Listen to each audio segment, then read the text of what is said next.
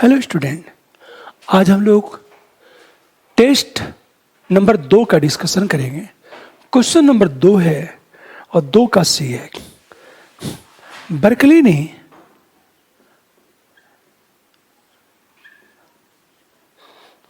Log को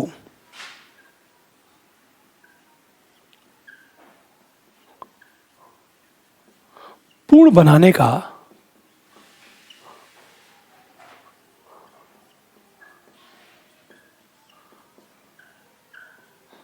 दावा किया।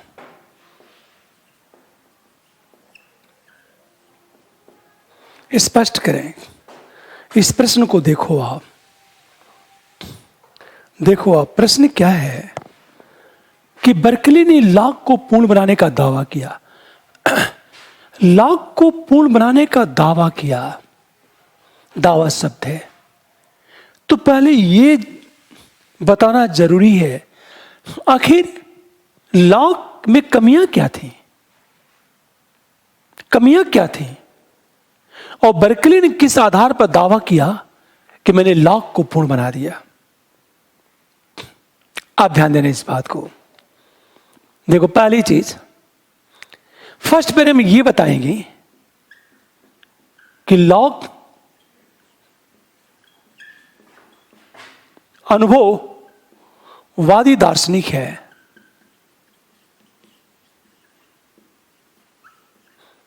हम फर्स्ट पैरे में ये बताएंगे लॉग अनुभववादी दार्शनिक है तथा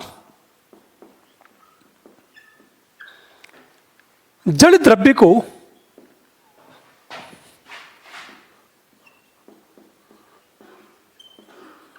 गुणों के आधार के रूप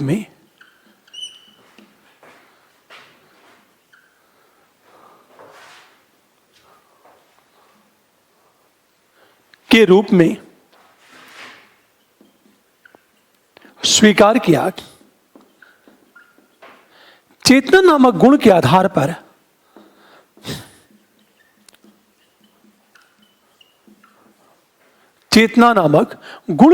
पर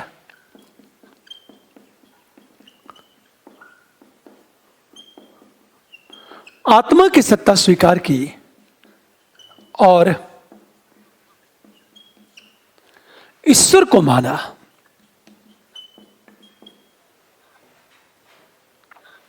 हमेशा ध्यान इस बात को फर्स्ट पैरे में कि लॉग एक अनुभववादी दार्शनिक है तथा जड़ द्रव्य को गुणों के आधार के रूप में स्वीकार किया।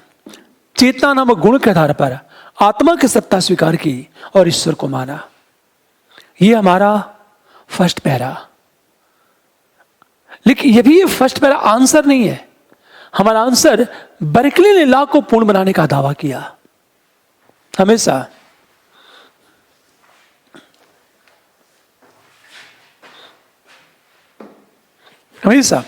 सेकेंड पैरे में यह बताएंगे बर्कली ने लॉग को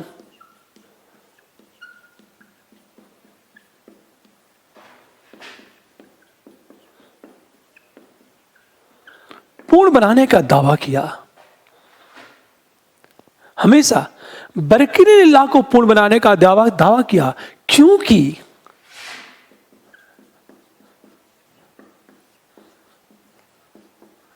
बर्कली के अनुसार लॉग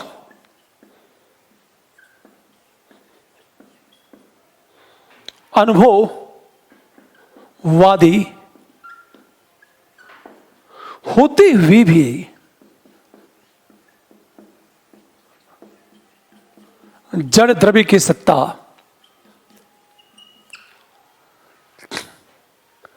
हमेशा, क्योंकि बर्कली के अनुसार लॉग अनुभववादी होते हुए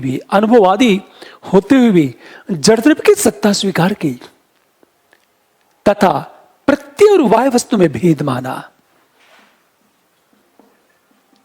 प्रत्यय एवं वाह्य वस्तु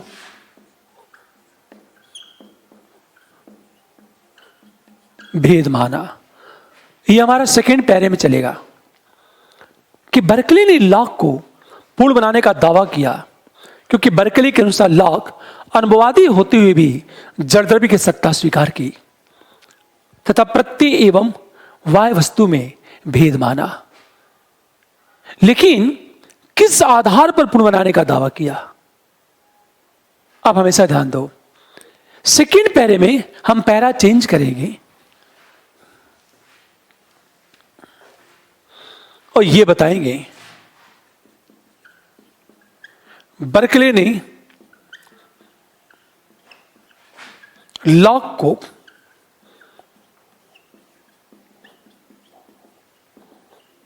पूर्ण बनाने के लिए एक लॉक के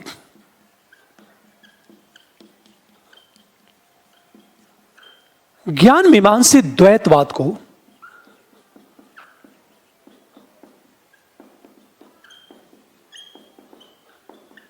ज्ञान मीमांसी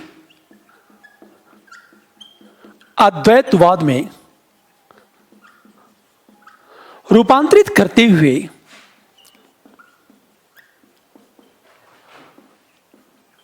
प्रत्यय एवं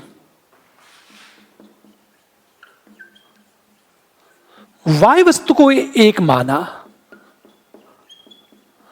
और यह कहा कि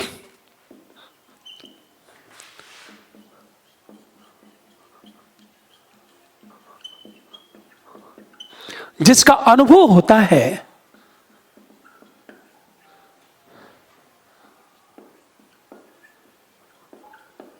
वह प्रत्यय है। हमेशा ध्यान दो इस बात को। बर्कले ने लॉक को पूर्ण बनाने के लिए दो काम किया। फर्स्ट, लॉक के ज्ञान मीमांसी द्वैतवाद को ज्ञान मीमांसी अद्वैतवाद में रूपांतरित करते हुए प्रत्यय और वाय वस्तु को एक माना और यह कहा कि जिसका अनुभव होता है वह प्रत्यय है। आप ध्यान से सुने इस बात को। तुरंत आप यहां फिगर बनाओगे और फिगर कैसे बनाओगे आप? फिगर देखो आप, ये जड़ द्रव्य है, हमेशा ध्यान दो इस बात को, और ये प्रत्यय है। ये इसको क्या कर रहा है? रिप्रेजेंट कर रहा है। प्रतिनिधित्व की बात करें, इन दोनों में अंतर है। ये लॉक ने माना,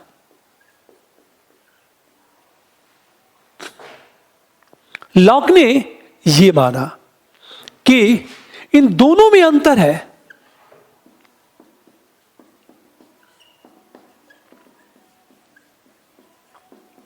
और प्रत्यय के आधार पर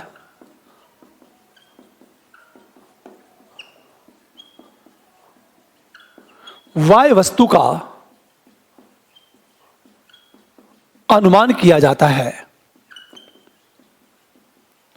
यह लॉक की बात करोगे आप। जब आप बर्कले की बात करेंगे तो बर्कले ने क्या किया?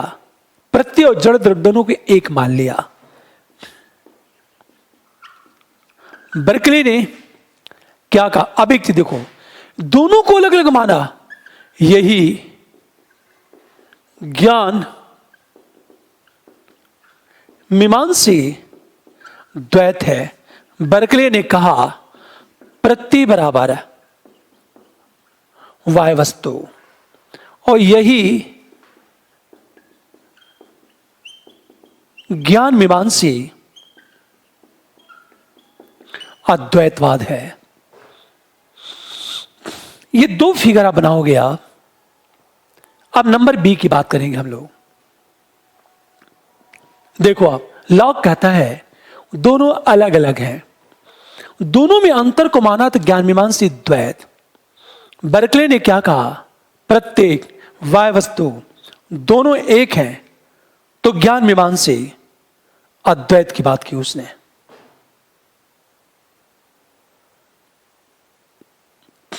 आप ध्यान से सुनो इस बात को।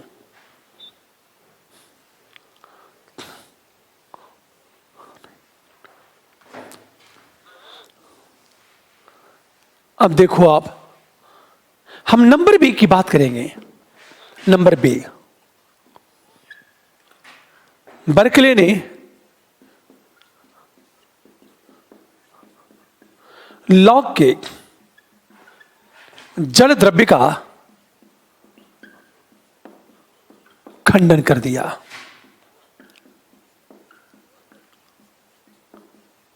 और यह कहा कि फर्स्ट, नंबर बी की बात, पूर्ण बनाने का दावा किया तो किस आधार पर किया उसने? नंबर बी की बात करें, हमेशा प्रतिनिधित्व सिद्धांत गलत है।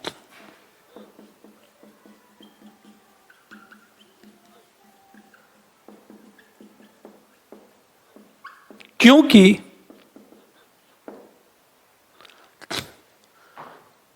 हमेशा ध्यान दो, क्योंकि वाय वस्तु का अनुभव नहीं होता है। हम सेकंड की बात करें, संवेदनों का कारण ईश्वर है, न कि जड़ द्रव्य। हम थर्ड की बात करें, ये पॉइंट देते चली जाओगे। हम थर्ड पॉइंट की बात करें, हमेशा ध्यान दो इस बात को कि मूल गुण और उपगुण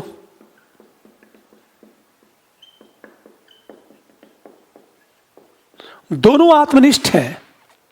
नंबर 4 की बात करें हम लोग, यदि जड़ द्रव्य या तो दृश्य होगा या तो अदृश्य होगा, दृश्य होगा तो प्रत्यय, अदृश्य तो शून्य है। यदि जड़ द्रव्य दृश्य है तो प्रत्यय, यदि अदृश्य है तो शून्य। और हम 5 की बात करें, अमृत प्रत्यय की कल्पना करते समय विशेष की आकृति उभरती है। हमेशा ध्यान दो, बर्कले ने लॉग के जड़ द्रव्य का खंडन कर दिया और यह कहा कि प्रतिनिधित्व सिद्धांत गलत है क्योंकि वाय वस्तु का अनुभव नहीं होता। सेकेंड, संवेदनों का कारण ईश्वर है, न कि जड़ द्रव्य। थर्ड, मूल गुण उपगुण दोनों आत्मनिष्ठ हैं। फोर्थ, यदि जड़ द्रव्य दृश्य है तो प्रत्यय, यदि अदृश्य है तो शून्य। यह हमारा आएगा सेकेंड पैरे में। दावा किया, तुरंत हम यहां एक फिगर बनाएंगे। जब हम फिगर बनाएंगे तो फिगर में कैसे बनाएंगे देखो आप,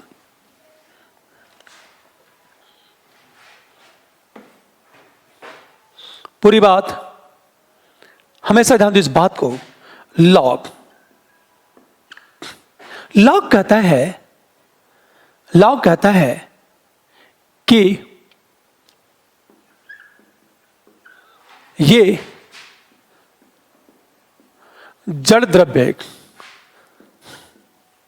इसमें होते मूल गुण, ये मेरे मन में संवेदना उत्पन्न करता है। उस संवेदना में हमेशा ये आपका मन है, ये प्रतिबिंब है,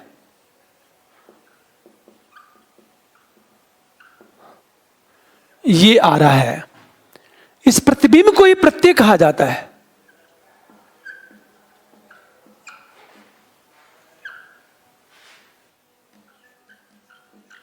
प्रत्यय वो क्या कहता है, हमेशा संवेदनों का कारण।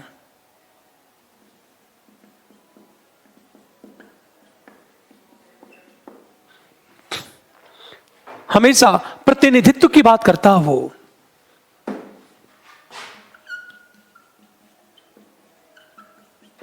इसको इस तरह देखो आप, संवेदनों का कारण, मूल गुण उपगुण में भेद, अमूर्त प्रत्यय और प्रतिनिधित्व सिद्धांत, ये चार के आधार पर लॉक का जड़ द्रव्य टिका है।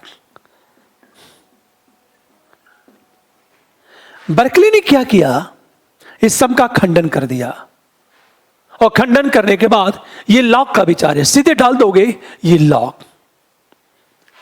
मतलब संवेदनों का कारण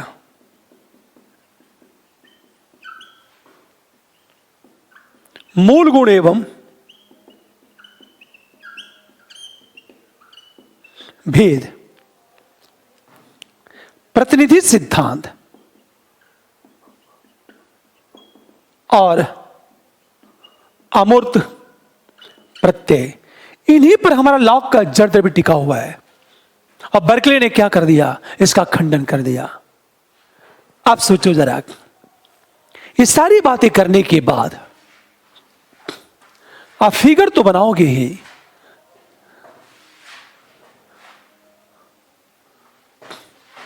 हम थर्ड पैरे में आएंगे। थर्ड पैरे में आएंगे, बर्कले ने लॉक को पूर्ण बनाने का दावा करके सत्यम दृश्यम, सत्यम दृश्यम भावी,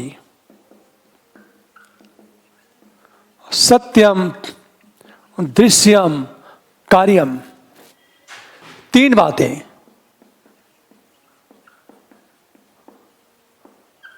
का प्रतिपादन किया। ये बातें करने के बाद हम फोर्थ पैरे में आएंगे और ये बताएंगे, परंतु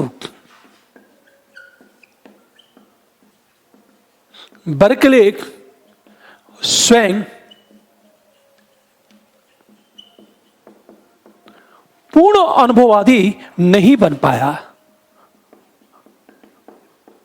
हमेशा ध्यान दो, परंतु बर्कले स्वयं पूर्ण अनुभववादी नहीं बन पाया।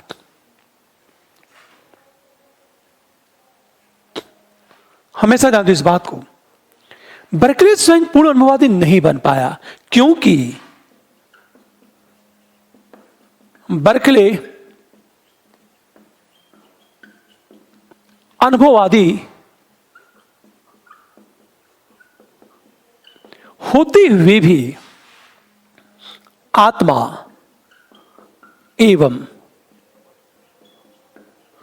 ईश्वर की सत्ता को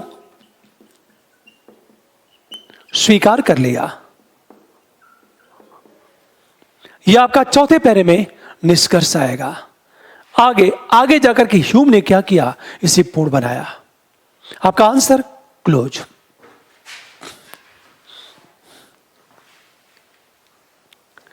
आप ध्यान देने इस बात को,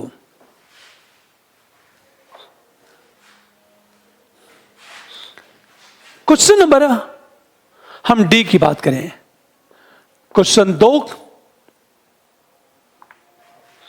डी देखो आप, बर्कले के सत्ता दृष्टा से कौन से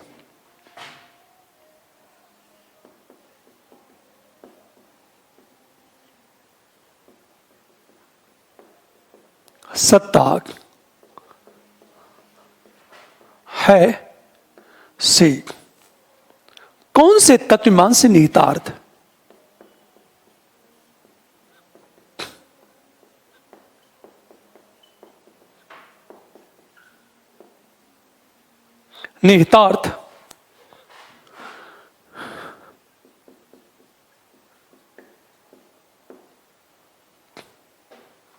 उत्पन्न किए जा सकती हैं।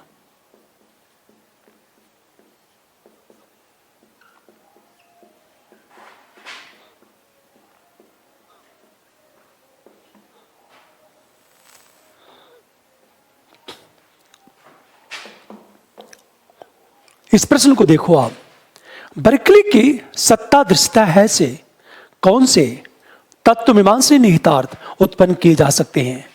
फर्स्ट पैरे में क्या करोगे आप? सत्ता दृश्यता है का अर्थ बताओगे आप। और इसका अर्थ क्या है? सत्ता उसी की है जिसका अनुभव होता है।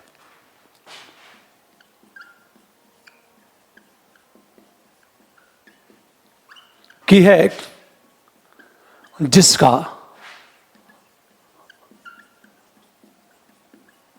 अनुभव होता है, और जिसका अनुभव होता है सत्ता उसी की है। आप सब, ये सिंपल अर्थ है, लेकिन आपको करना क्या है? तुरंत सबकी तुलना कर देना है। जैसे बर्कले ने क्या कहा? जो सत्य है वह दृश्य है।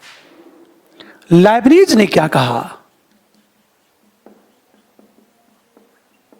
जो सत्य है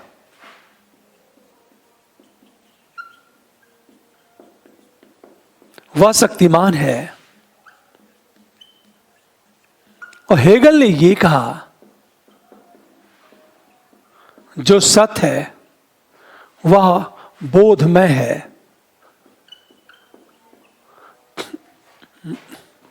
पूरी बात ध्यान दो इस बात को। बर्कले ने यह कहा, जो सत्य है वह दृश्य है। लाइब्निज ने कहा, जो सत्य है वह शक्तिमान है। हेगल ने यह कहा, जो सत्य है वह बोधमय है।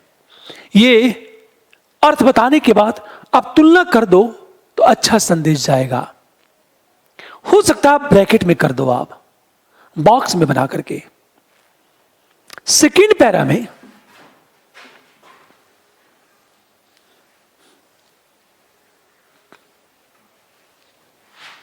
हमेशा ध्यान दो, सत्ता दृश्यता है से निम्न तत्व मीमांसी निहितार्थ उत्पन्न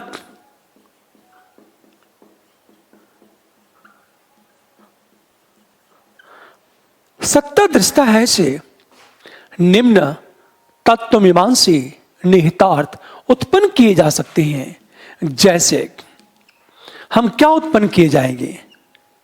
यह सेकंड पैरा है। नंबर ए, हमेशा ध्यान दो इस बात को। पहली चीज बर्कले ने कहा हमेशा कि जिसका अनुभव होता है सत्ता उसी की है। पूरी बात ध्यान दो, अनुभव होना और सत्ता को निषेध करना। जैसे हमेशा ध्यान दो, प्रत्ययों का अनुभव होता है अतः प्रत्ययों की सत्ता है। प्रत्ययों का अनुभव होता है अतः प्रत्ययों की सत्ता है। हमेशा ध्यान दो इस बात को। तो नंबर ए, पहली चीज,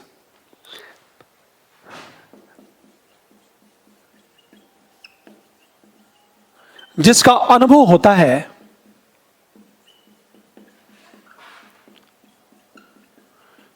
सत्ता उसी की है। अनुभव प्रत्यय का होता है अतः प्रत्यय की सत्ता है। और जगत प्रत्ययों का समूह है। देखो आप, जिसका अनुभव होता है सत्ता उसी की है। अनुभव प्रत्यय का होता है अतः प्रत्यय की सत्ता है। और जगत प्रत्ययों का समूह है। पहला तत्व मीमांसी निहितार्थ।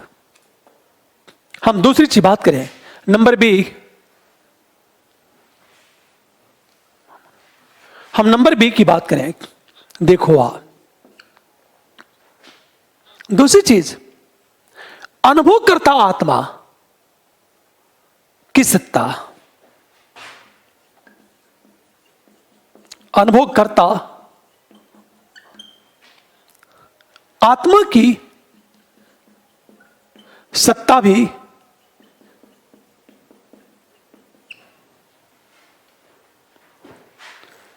भी है।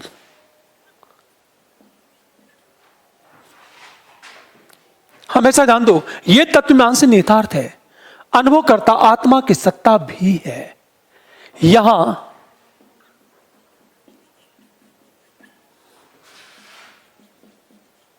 आत्मा का अर्थ जीवात्मा एवं परमात्मा है।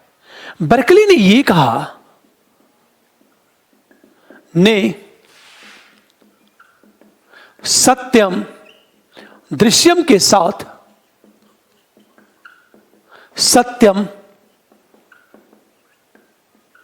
दृश्यम भावी का प्रतिपादन किया।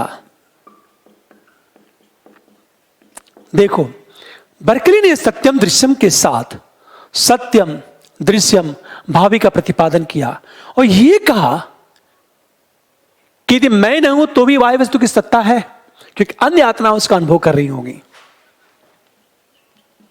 और यह कहा कि यदि मेरी सत्ता न हो तो भी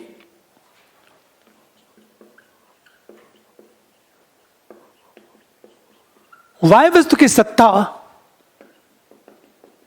बनी रहेगी। हमेशा ध्यान दो इस बात को। उसने यही कहा, देखो अब अनुभव करता आत्मा की सत्ता भी है। यह आत्मा का अर्थ जीवात्मा एवं परमात्मा है। बर्कले ने सत्यम दृश्यम के साथ सत्यम दृश्यम भावी का प्रतिपादन किया और यह कहा कि यदि मेरी सत्ता न हो तो भी वायु वस्तु सत्ता बनी रहेगी, क्योंकि अन्य आत्माओं की सत्ता है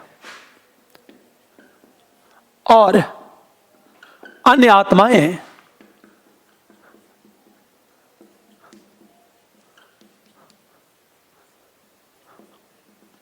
वायु वस्तुओं का अनुभव करती हैं। हम नंबर सी की बात करें, तत्वमीमांसा निहितार्थ क्या है?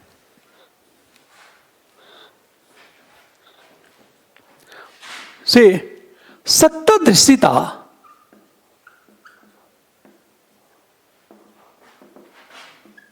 का प्रतिपादन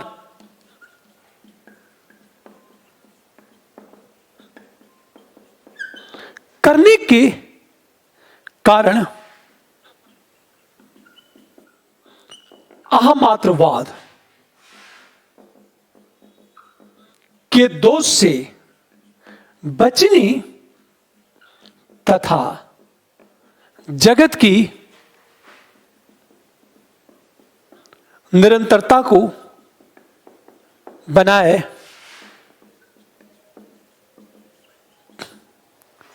हमेशा ध्यान दो, जगत की निरंतरता को बनाए रखने के लिए सत्यम दृश्यम कार्यम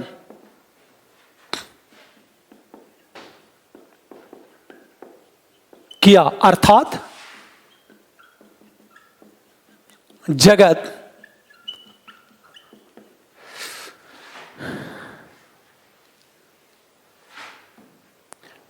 ईश्वर की रचना है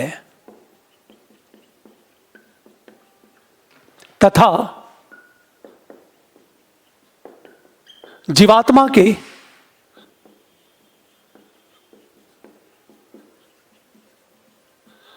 अनुभव का विषय है। देखो, आप सत्ता दृष्टता है का प्रतिपादन करने के कारण अहम मात्रवाद के दोष से बचने तथा जगत की निरंतरता को बनाए रखने के लिए बर्कले ने सत्यम दृश्यम कार्यम का प्रतिपादन किया, अर्थात यह जगत ईश्वर की रचना है तथा जीवात्मा के अनुभव का विषय है। ये तीन बातें, ये तत्वमीमांसा निहितार्थ निकल रहे हैं। वह आंसर लिखना 150 शब्दों में या 200 वर्ड्स में। तुरंत यहां एक फिगर बना हो गया, और फिगर तो बनाते चलना आपको। हमेशा ध्यान दो इस बात को, जैसे सत्ता दृश्यता है। हमेशा ध्यान दो इस बात को, इससे उत्पन्न क्या हो रहा है?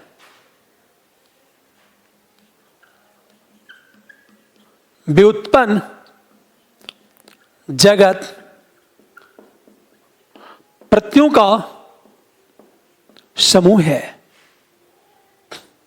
पहली चीज, आत्मा की सत्ता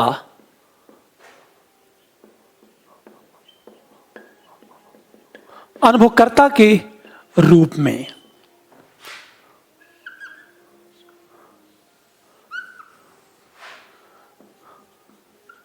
सत्यम दृश्यम, हम भावी की बात करें, इससे क्या भी उत्पन्न हो रहा है?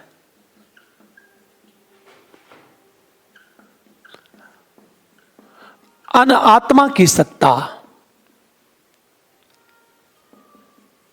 भी है। सत्यम दृश्यम कार्यम, इससे क्या भी उत्पन्न हो रहा है? ये फिगर बनाओगे आप, व्युत्पन्न जगत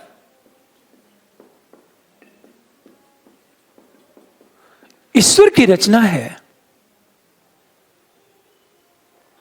बस, और जगत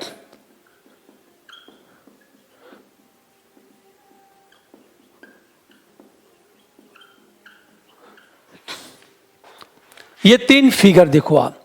सत्ता दृश्यता व्युत्पन्न क्या हो रहा है? जगत प्रत्ययों का समूह है, और आत्मा की सत्ता अनुभवकर्ता के रूप में। सत्यम दृश्यम भावी, उत्पन्न क्या हो रहा है? अनात्मा की सत्ता भी है।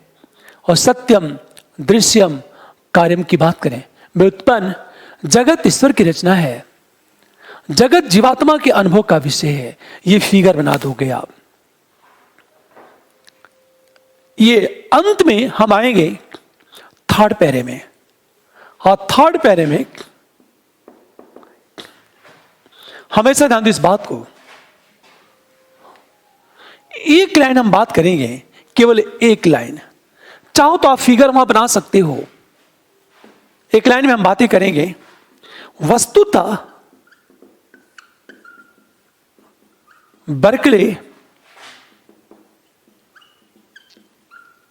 अहम मात्रवाद के दोष से बचने के लिए ईश्वर को माना, तो कांट ने विशुद्ध आत्मा की सत्ता स्वीकार की।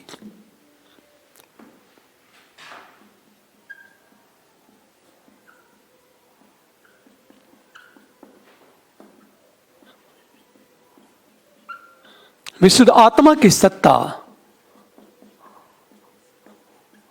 स्वीकार की। हमारा निष्कर्ष, आंसर क्लोज। अगला क्वेश्चन देखो आप। यह प्रश्न यूपीएससी बहुत पहले पूछ चुका है।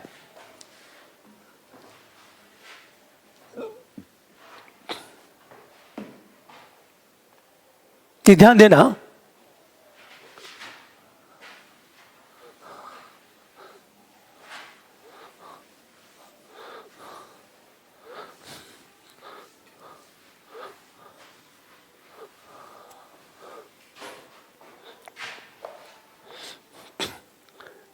अगला क्वेश्चन, क्वेश्चन नंबर 3 देखो आप का ए। अनुभववादी होते हुए भी बर्कले ने वायु वस्तु के अस्तित्व को बचा लिया।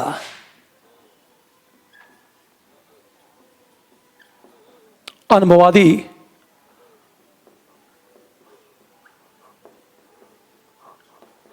होते हुए भी बर्कले ने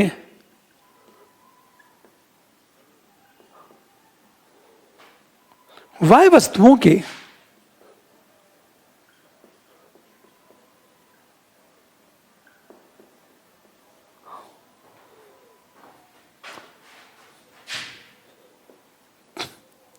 स्थायित्व को बचा लिया।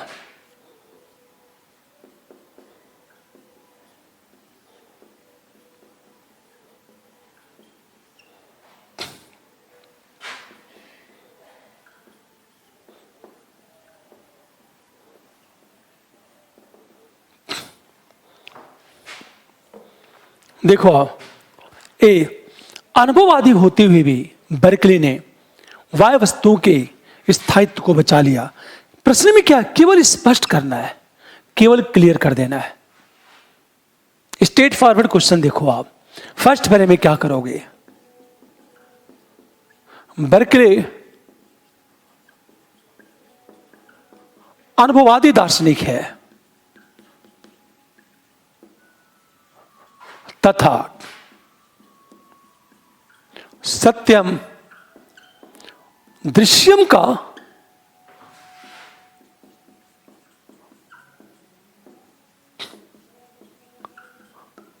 प्रतिपादन किया, जो लॉक के दर्शन को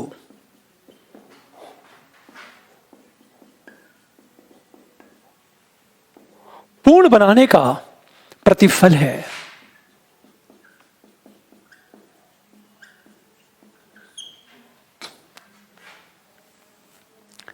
हमेशा ध्यान दो, बर्कले ने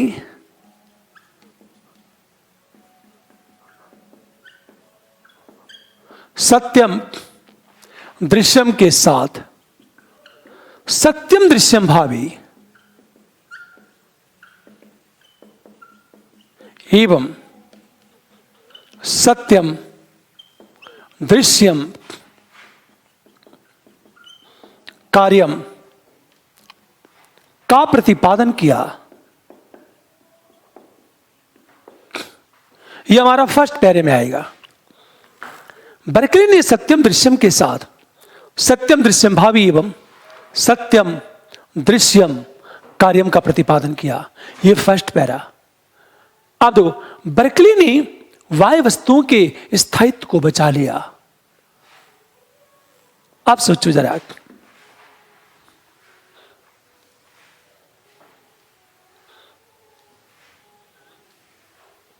सेकेंड पैरे में देखो आप, बर्कले ने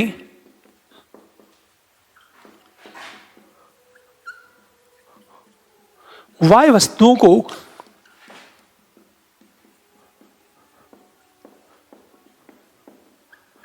प्रत्ययों का समूह मानते हुए उनके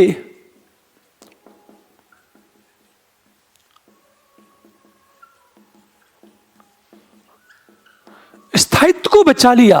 जैसे, कैसे बचाया उसने? यहां थोड़ा सा हिंट कर रहा हूं। बर्कले ने अन्य आत्माओं की सत्ता को माना और यह कहा कि मैं किसी वस्तु का अनुभव नहीं करता हूं तो भी उसकी सत्ता है, क्योंकि अन्य आत्माएं उनका अनुभव अवश्य कर रही होंगी। नंबर ए,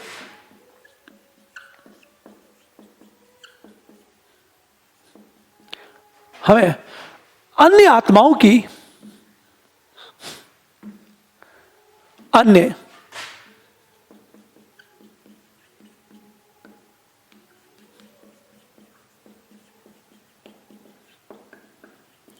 को मानकर, ध्यान देना, बर्कले ने यह कहा कि अन्य आत्माएं हैं। जैसे मैं इस कमरे में हूं, मैं इस पोडियम का अनुभव कर रहा हूं, मैं अनुभव करता हूं ये बोर्ड मेरे अनुभव का विषय है, तो इसकी सत्ता है। यदि मैं चला जाऊं तो भी इसकी सत्ता बनी रहेगी, कि कोई ना कोई इस कमरे में जरूर होगा जो इसका अनुभव कर रहा होगा। और नंबर बी, सत्यम दृश्यम कार्यम। हमेशा सत्यम दृश्यम कार्यम का प्रतिपादन किया और यह कहा कि ईश्वर संपूर्ण ब्रह्मांड का अनुभव करता है। हमेशा ध्यान दो इस बात को। बर्कले ने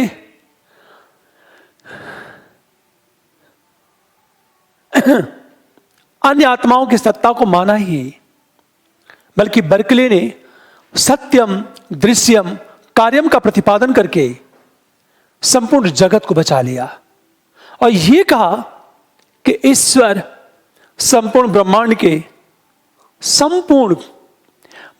के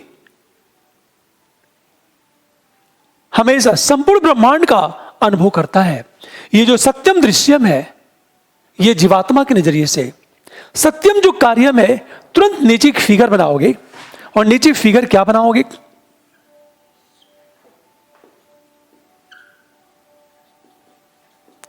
जीवात्मा सत्यम दृश्यम ईश्वर के नजरिए से सत्यम कार्यम, ये एक फिगर।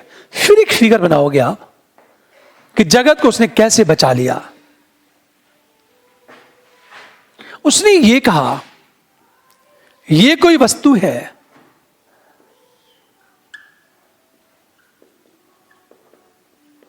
आत्मा द्वारा अनुभव,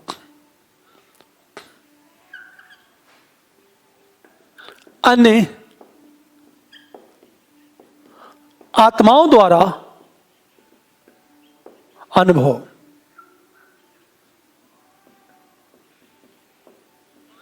ईश्वर द्वारा अनुभव।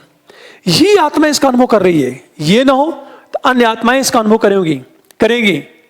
अंततः ईश्वर क्या करेगा? इनका अनुभव कर रहा है। ये जगत है। दो फिगर की बात करोगे, अंत में हम निष्कर्ष की बात करेंगे और निष्कर्ष में इतनी बात करेंगे।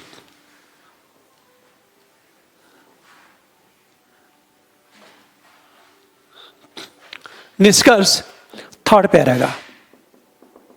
वस्तुतः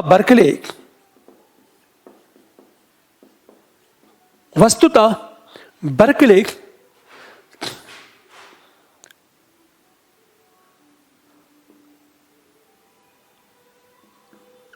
सत्यम दृश्यम कार्यम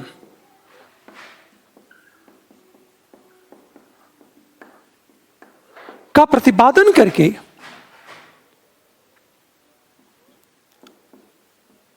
वाह्य वस्तुओं के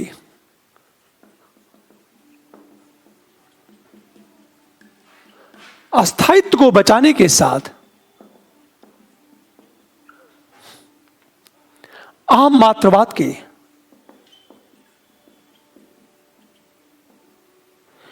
दोष से भी बच गया।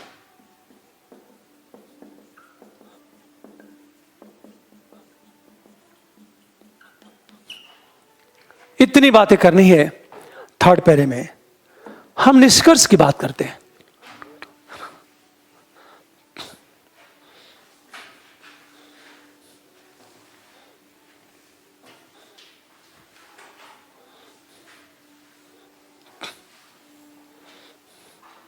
अगला क्वेश्चन देखो आप।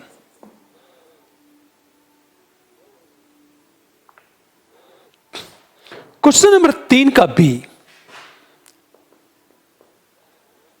बी क्या है?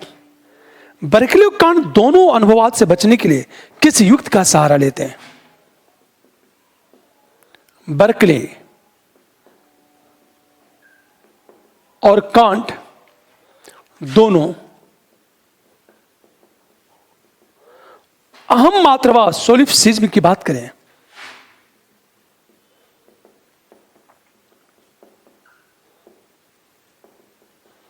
कि दोष से बचने के लिए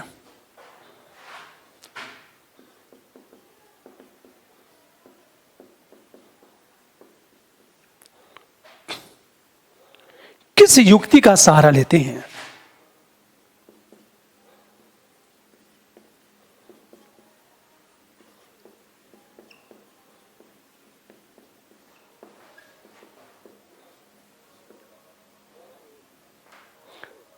क्या दोनों अपने मूल विचार से अलग हो जाते हैं?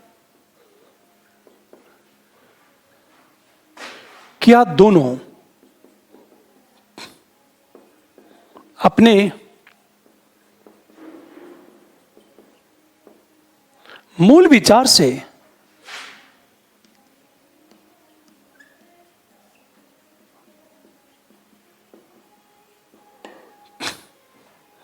अलग हो जाते हैं?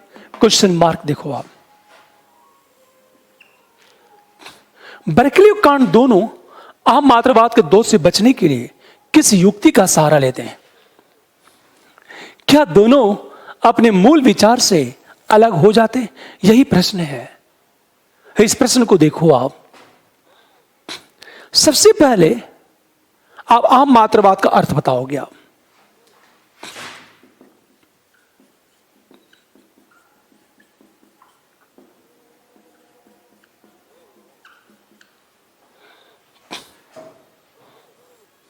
अहम मात्रवाद का अर्थ बताओगे। इसका मतलब क्या चीज है? अपने अनुभव या अपने ज्ञान को ही सत्य मानना। सिंपल चीज है। ईगो, मैं जिसका अनुभव कर रहा हूं केवल वही सत्य है। अहम मात्रवाद, केवल मैं सत्य हूं, मेरे विज्ञान सत्य हैं। ये इसकी मीनिंग है अहम मात्रवाद का अर्थ। अकॉर्डिंग टू बर्कले, केवल मैं सत्य हूं, मेरे विज्ञान सत्य हैं। और कांट क्या कर, बुद्धि जिस रूप में ज्ञान का निर्माण करती है वही वास्तविक ज्ञान है। यही तो अहमात्रवाद है। अहमात्रवाद बर्कली क्या कहता है? हमेशा ध्यान दो,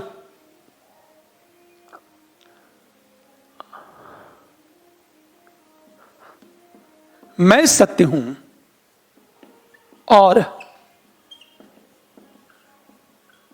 मेरे प्रत्यय सत्य हैं। बस। कांट क्या कहता है? कांट कहता है बुद्धि जिस रूप में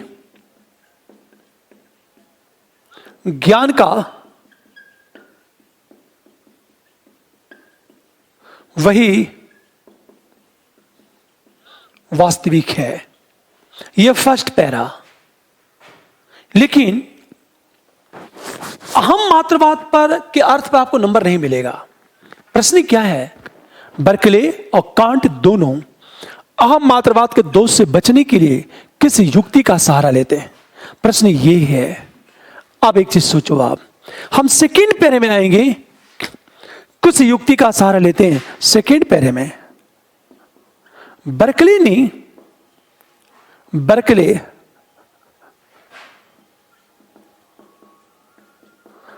अहम मात्रवाद के दोष से बचने के लिए सत्यम, दृश्यम, कार्यम का प्रतिपादन किया।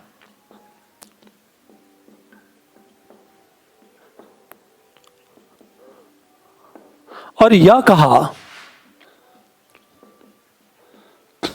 कि जगत ईश्वर की रचना है।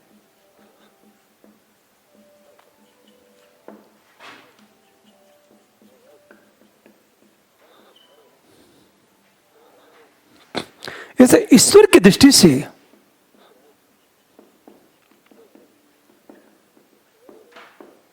सत्यम, कार्यम तथा जीवात्मा की दृष्टि से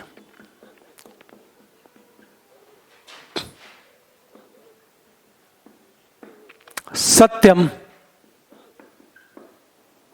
दृश्यम है। अब ये बर्कले ने क्या तुरंत ये क्या फिगर बना दोगे आप, और फिगर कैसे बनाओगे आप? ये बात हमेशा ध्यान देना इस बात को कि मान लिया जाए ये जगत है,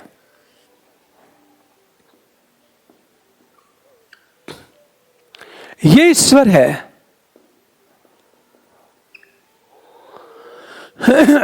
ये ईश्वर है। ईश्वर क्या हो रहा है? संपूर्ण जगत को देख रहा है।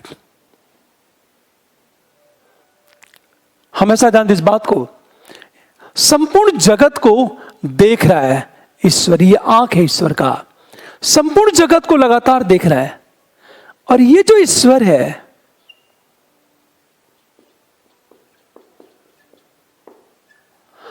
जगत की रचना ईश्वर करता है। आप सुन, ये जो जगत है,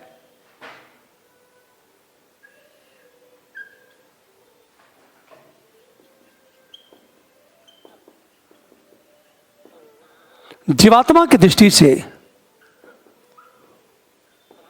सत्यम दृश्यम,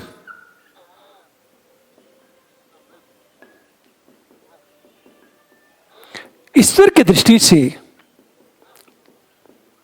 सत्यम, हम कार्यम की बात करें, इस फिगर को बना देना है।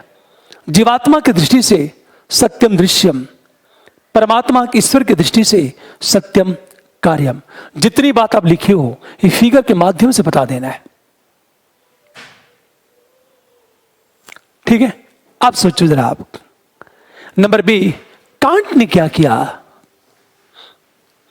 एक फिगर बना देता हूं कांट का, कि कांट ने किया क्या। कांट वो कैसे मात्रवाद के दोष से बचा? उसने ये कहा ये संवेदना है, ये संवेदना देश काल के द्वार से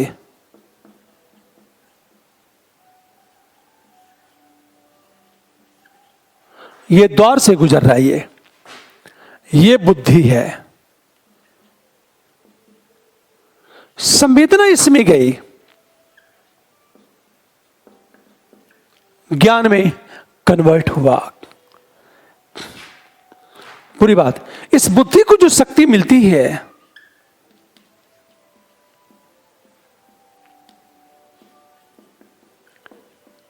विशुद्ध आत्म तत्व से इसको शक्ति मिल रही है। विशुद्ध आत्म तत्व से शक्ति मिल रही है। अब एक चीज ध्यान दो,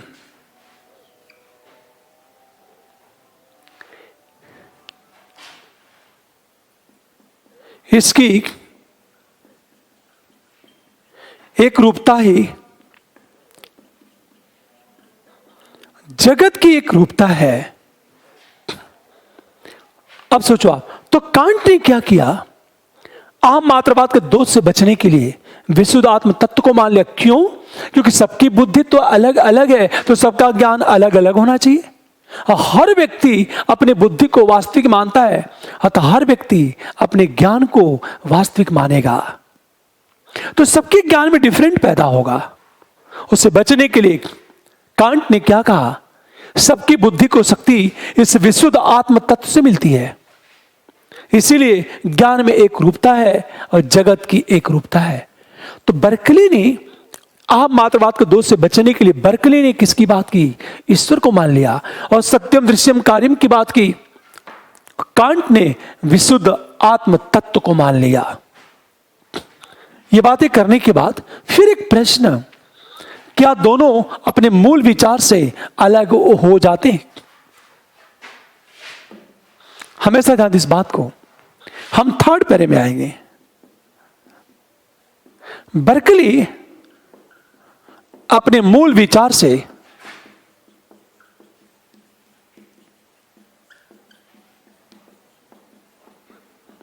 अलग हो जाता है, क्योंकि बर्कले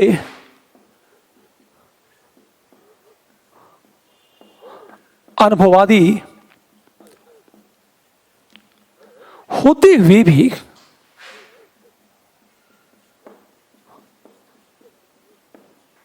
ईश्वर की सत्ता को मान लिया।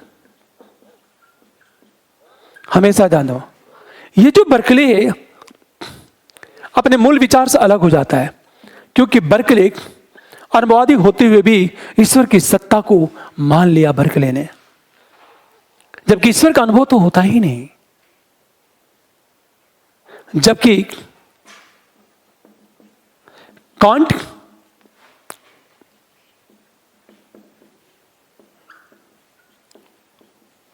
अपने मूल विचार से अलग नहीं होता है, क्योंकि कांट पहले ही विशुद्ध आत्म तत्व को मान लेता है।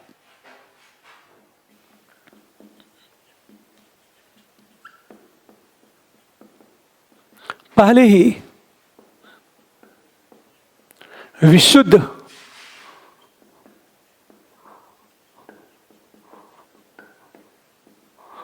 आत्म तत्व को मान लेता है। हम चौथे पैरे में आएंगे और चौथे पैरे में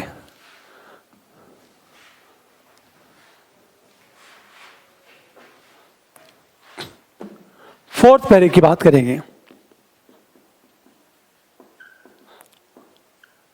और हम निष्कर्ष की बात करेंगे। और निष्कर्ष में इतनी बातें करनी है। वस्तुतः दोनों क्या कर रहे थे? दोनों अपने दर्शन को पूर्ण बनाने का प्रयास किए। वस्तुतः दोनों अपने दर्शन को तार्किक बनाने का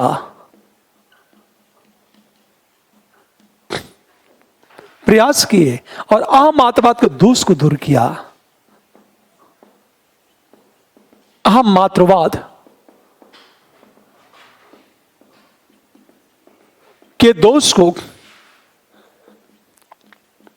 दूर किया।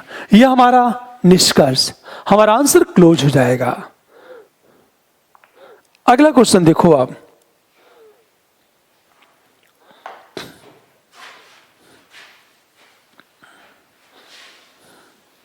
एक बहुत ही सामान्य प्रश्न है, क्वेश्चन नंबर 3 का सी। क्वेश्चन क्या है? ह्यूम के दर्शन में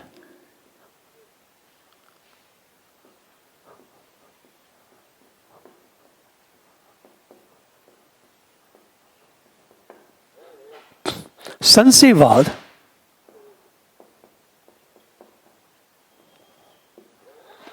उसके ज्ञान मीमांसा का प्रतिफल है।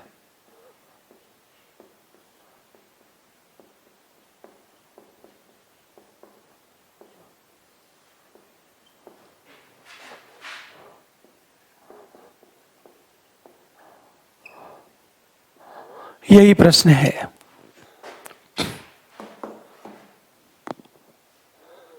पूरी बात ध्यान दो इस बात को। ह्यूम के दर्शन में संशयवाद उसके ज्ञान मीमांसा का प्रतिफल है। आप फर्स्ट पैरे में क्या करोगे?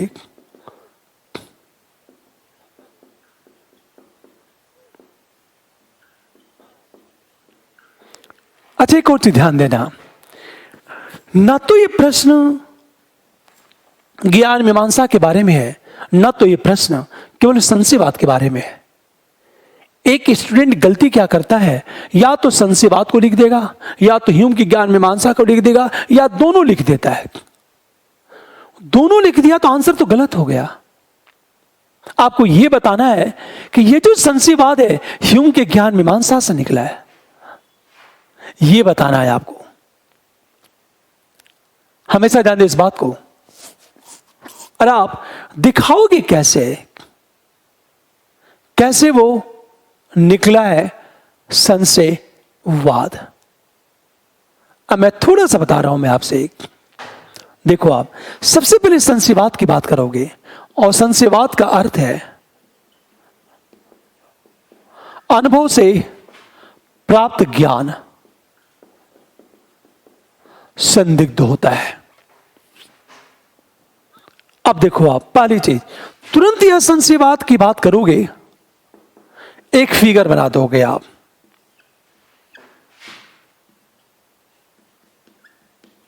पूर्ववर्ती संशयवाद और अनुवर्ती संशयवाद। इसके दो बातें, इंद्रियों से संबंधित संशयवाद और बुद्धि से संबंधित संशयवाद।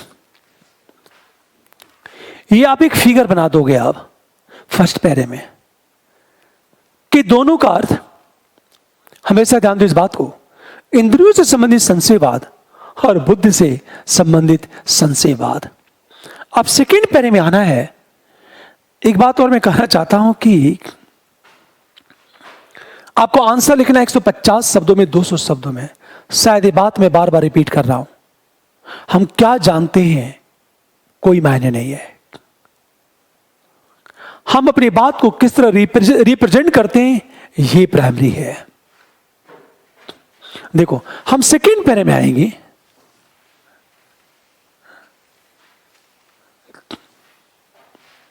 और जब हम सेकेंड पैरे की बात करेंगे तो ध्यान देना इस बात को, सेकेंड पैरा में संशयवाद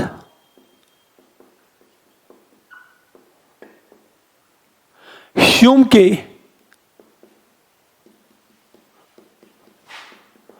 ज्ञान मीमांसा का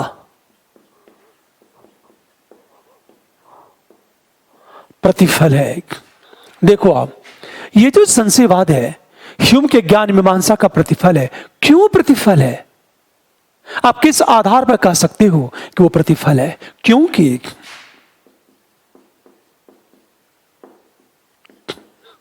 अच्छा, देखा होगा हर जगह रीजन, ये क्यों हो रहा है, क्या कारण है? हमेशा आप एक चीज वो सीधे कहता है, हमेशा ध्यान दे इस बात को, चीज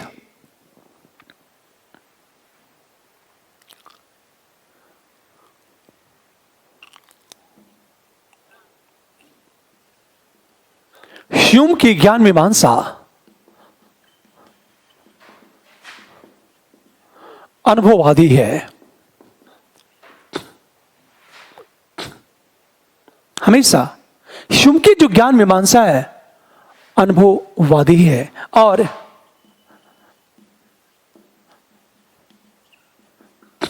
ज्ञान के लिए इंद्रिय संस्कार एवं विज्ञान आइडिया आवश्यक है। देखो आप, ह्यूम की जो ज्ञान मीमांसा है अनुभववादी है और ज्ञान के लिए इंद्रिय संस्कार एवं विज्ञान आवश्यक है। विज्ञान, इंद्रिय संस्कार और विज्ञान आवश्यक है, पहली बात। दूसरी बात क्या कहता है ह्यूम? क्या कहता है कि मुझे केवल संवेदना प्राप्त होती है। यह संवेदना कहां से आती है मैं नहीं जानता। हमेशा ध्यान दो, ह्यूम ने यही कहा कि केवल संवेदना आ रही है, अनुभव से केवल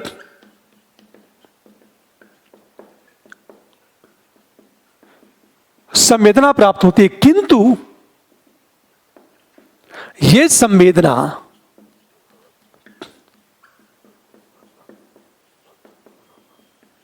कहां से आती है मैं नहीं जानता। केवल विश्वास कर लिया जाता है।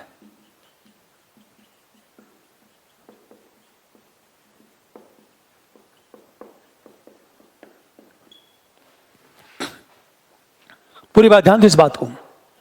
ह्यूम एक की ज्ञान मीमांसा अनुभववादी है और ज्ञान के लिए इंद्रिय संस्कार विज्ञान आवश्यक है। अनुभव से केवल संवेदना प्राप्त होती है, किंतु संवेदना कहां से आती है मैं नहीं जानता, केवल विश्वास कर लिया जाता है।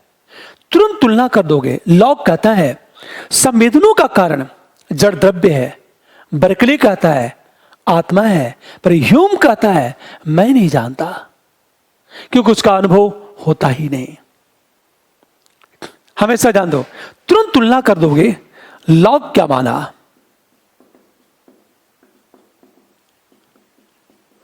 संवेदनों का कारण जड़ द्रव्य है, बर्कली ने क्या कहा,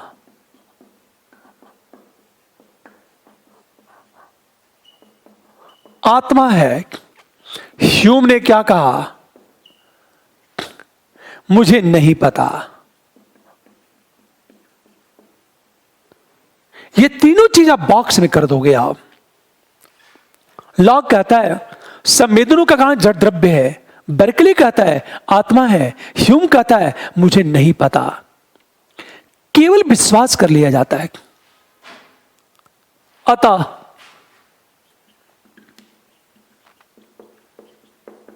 संशयवाद को स्वीकार करने के अलावा हमेशा संशयवाद को स्वीकार करने के अलावा कोई विकल्प नहीं है।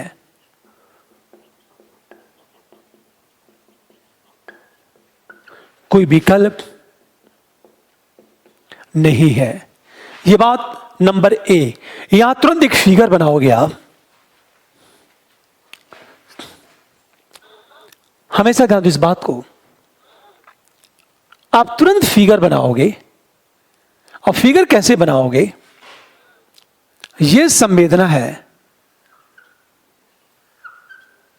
यह संवेदना आ रही है।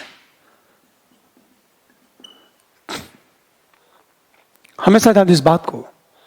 यह संवेदना कहां से आ रही है, मैं नहीं जानता।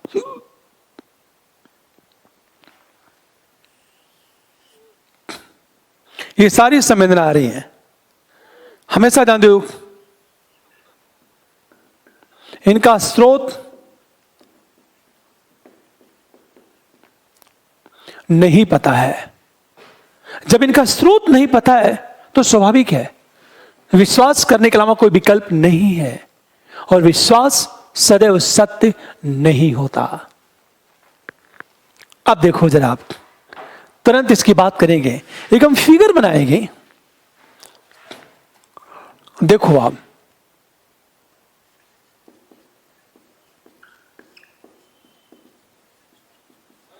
इंद्रिय संस्कार प्लस विज्ञान, यह इसकी ज्ञान मीमांसा है।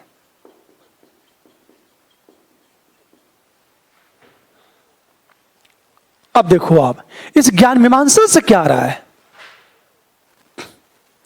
या हम ये कहें फिगर दूसरी तरह, किसकी जो ज्ञान मीमांसा है, अनुभव।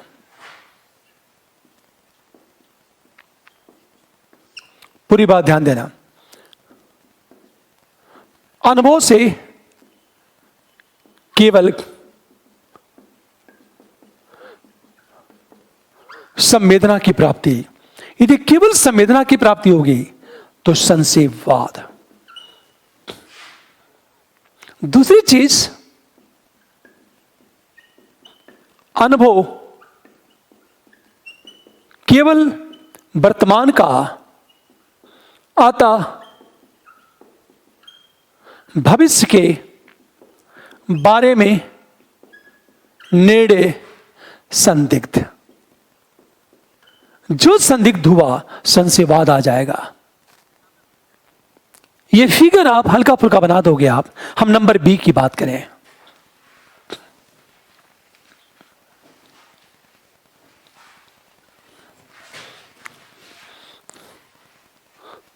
ध्यान से सुनो इस बात को। हम नंबर बी की बात करें।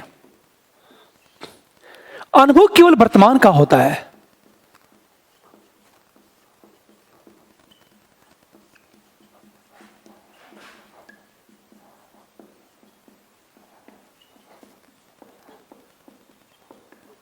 और वर्तमान के आधार पर भविष्य के बारे में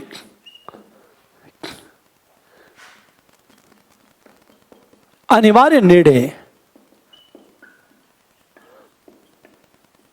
संभव नहीं है। जैसे वर्तमान में आग जला रही है, वर्तमान में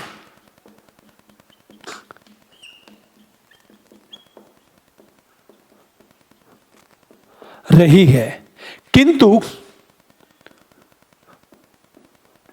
इसके आधार पर हम यह नहीं कह सकते हैं कि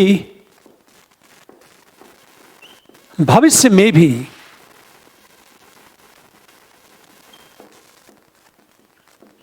आग जलाएगी। अतः संशयवाद ही विकल्प है। नंबर बी, अनुभव केवल वर्तमान का होता है और वर्तमान के आधार पर भविष्य के बारे में अनिवार्य निर्णय संभव नहीं है। जैसे वर्तमान में आग जला रही है, किंतु इसके आधार पर हम यह नहीं कह सकते कि भविष्य में भी आग जलाएगी। अतः संशयवाद ही एकमात्र हमारा विकल्प है। अब ध्यान से सुनो इस बात को। नंबर सी की बात करें, नंबर सी की बात करें, क्योंकि यहां ज्ञान मीमांसा का प्रतिफल है। आगमन से प्राप्त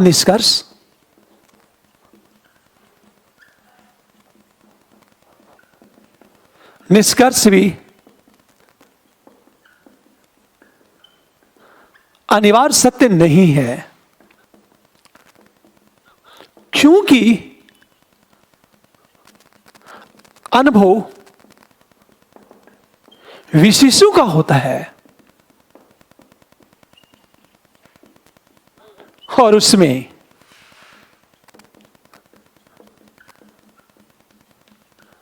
अनिवार्यता नहीं होती है। चूंकि ह्यूम अनुभववादी है, तो आगमन से प्राप्त निष्कर्ष में अनिवार्य सत्य नहीं है, क्योंकि अनुभव विशेषों का होता है, उसमें अनिवार्यता नहीं होती। अतः आगमन से प्राप्त निष्कर्ष संदिग्ध होता है।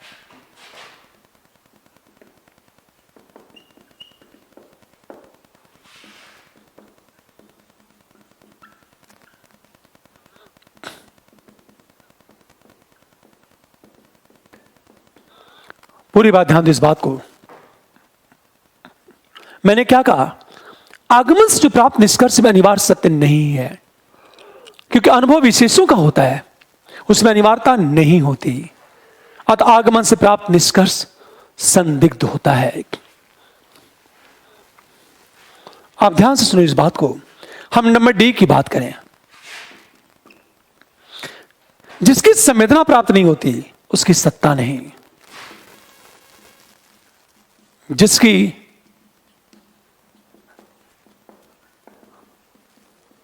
प्राप्त नहीं होती है उसकी सत्ता नहीं है।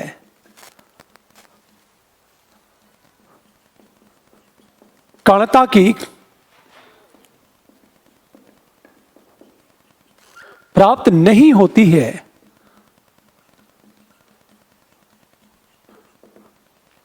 अतः कारणता को स्वीकार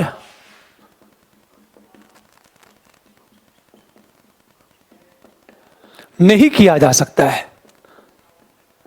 यह एक मनोवैज्ञानिक विश्वास है। पूरी बात ध्यान देना। जिसकी संवेदना प्राप्त नहीं होती है उसकी सत्ता नहीं है। कारणता की संवेदना प्राप्त नहीं होती है, अतः कारणता को स्वीकार नहीं किया जा सकता। यह एक मनोवैज्ञानिक विश्वास है। इतनी बातें आपको पॉइंट में गिनाते चले जाना है। ये सारी बातें करने के बाद हम थर्ड पैरे में आएंगे और निष्कर्ष की बात कर देंगे। और निष्कर्ष में केवल एक लाइन, हम निष्कर्ष में क्या बातें करेंगे वस्तुतः ह्यूम की जो, पूरी बात ध्यान दो, यह कहा जाए ह्यूम की जो ज्ञान मीमांसा तत्व मीमांसा है उसके अनुभवात का तार्किक प्रतिफल है।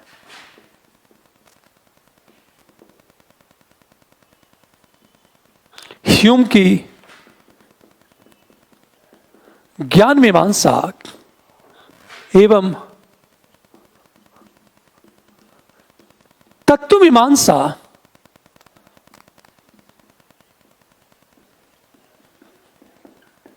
उसके अनुभववाद का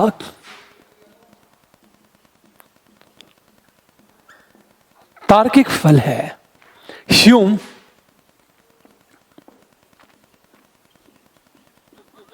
अनुभववाद को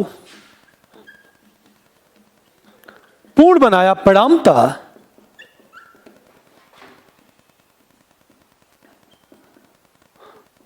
अनुभववाद संशयवाद में रूपांतरित हो गया।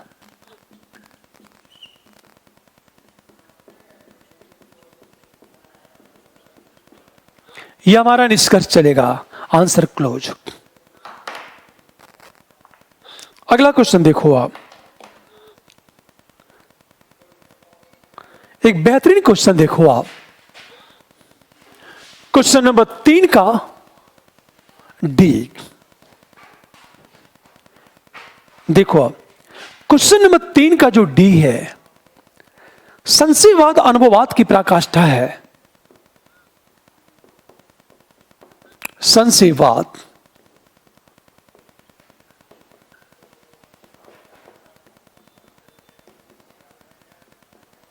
अनुभववाद की पराकाष्ठा है। क्या अनुभववाद के साथ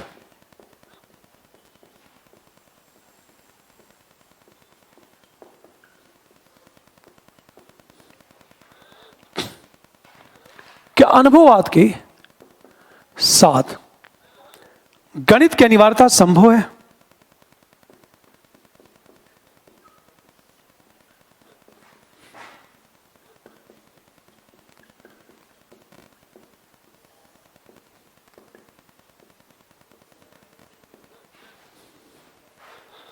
तर्क प्रस्तुत करें।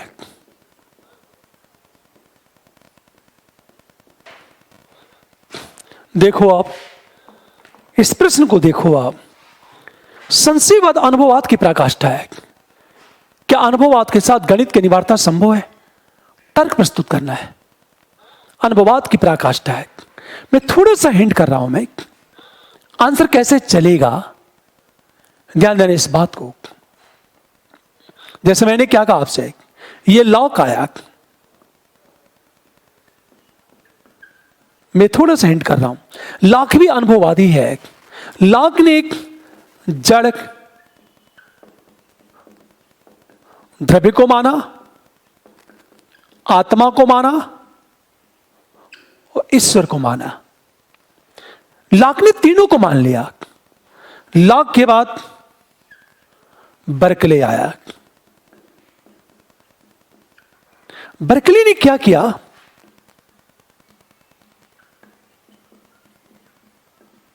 जड़ द्रव्य का खंडन कर दिया।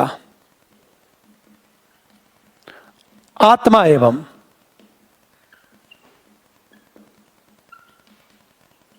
ईश्वर को स्वीकार किया, और जो जड़ द्रव्य का खंडन किया, कैसे कर रहा वो, हमेशा ध्यान देने इस बात को। बर्कले खंडन कर, लॉक आया, जड़ द्रव्य आत्मा ईश्वर तीनों को माना। बर्कले आया, उसने जड़ द्रव्य का खंडन किया, आत्मा ईश्वर को स्वीकार किया बर्कले ने। तो बर्कले ने जड़ द्रव्य का खंडन करने के लिए क्या कहा, प्रतिनिधि सिद्धांत गलत।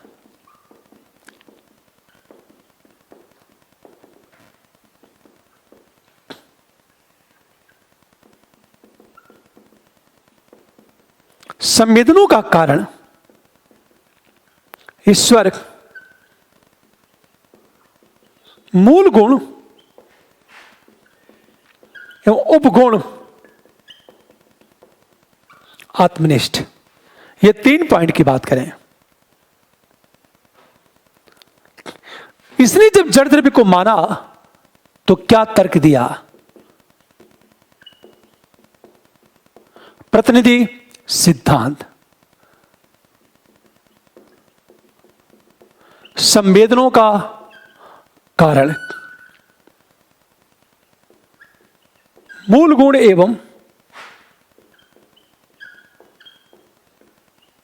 भेद। जब बर्कली के बाद ह्यूम आया,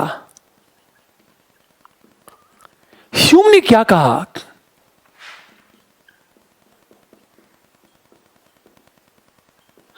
किसी का अनुभव नहीं होता है, केवल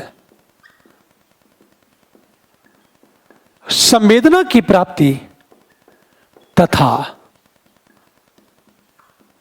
विशेष का अनुभव। इससे क्या हुआ? संशयवाद आ गया। कैसे संशयवाद अनुभववाद की पराकाष्ठा है? आप सोचो, लॉक हमेशा ध्यान दे इस बात को,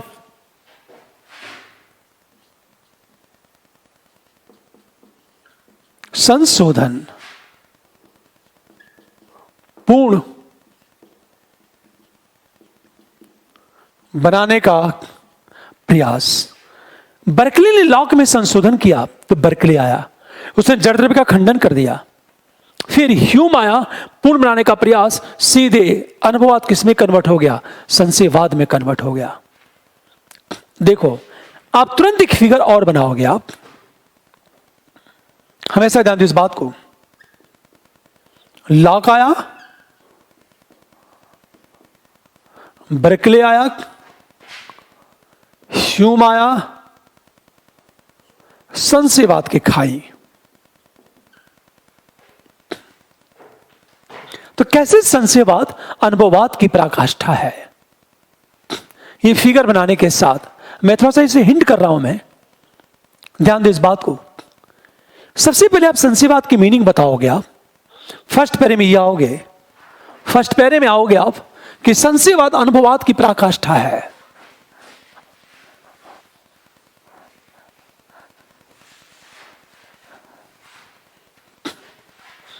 आप फर्स्ट पैरे में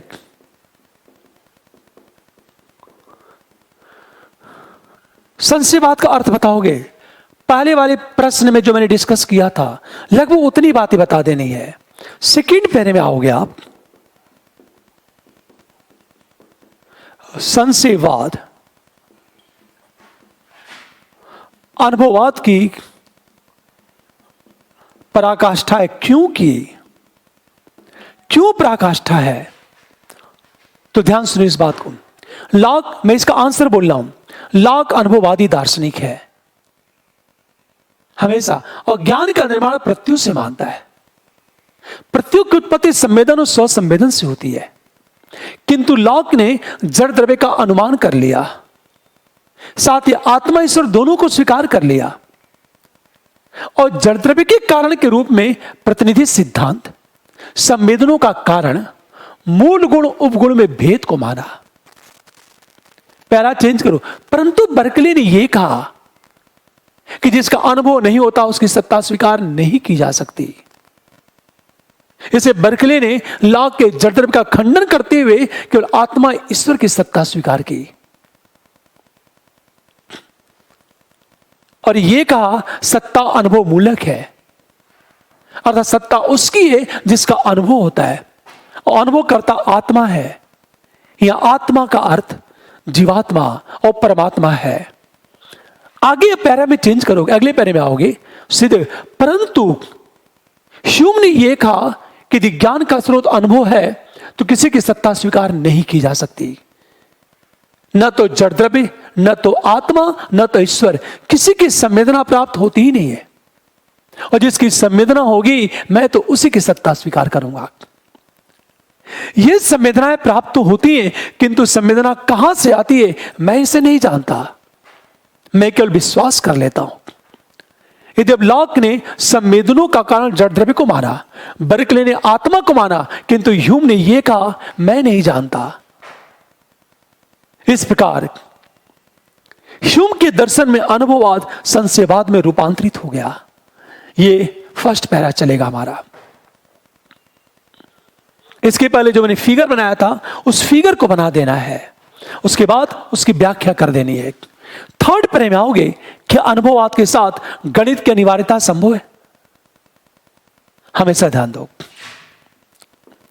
सेकेंड पैरे में अनुभववाद के साथ गणित की अनिवार्यता संभव है या फिर नहीं है।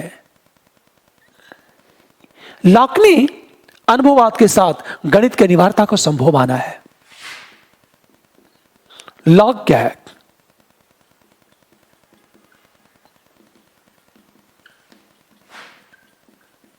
गणित की अनिवार्यता को क्योंकि अनुभव से गणित को सीखते हैं। जैसे त्रिभुज के 3 कोणों का मान 180 अंश होता है, किंतु जब ह्यूम आता है, हमेशा ध्यान दो इस बात को, ह्यूम आता है तो ह्यूम ने क्या कहा? गणित के नियम अमूर्त प्रत्यय हैं।